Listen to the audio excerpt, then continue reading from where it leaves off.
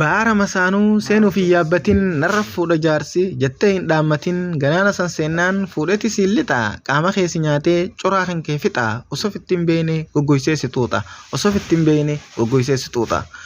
Masaanumaan jibba jettee ol baafattaa hojillee godhattee hoggayyuu dubbattaa qalbuma tanteetu maaf yaadaan hagooyda sammuu of rakkitee maaf qaamaan hadoodda.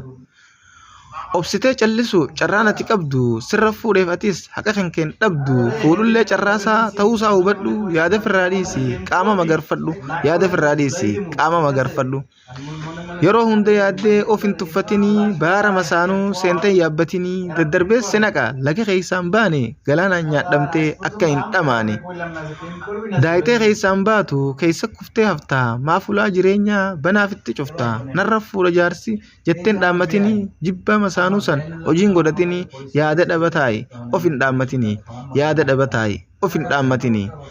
Kan rabbiin katabee fi inni lama fuudhu jaalala rakkiftee dhiisi lubbuu hudhu dubra hedduu dhoorke waa'een kun heerumuu akka feetu qaamni keetuu siif hin himu akka feetu qaamni keetuu siif hin himu.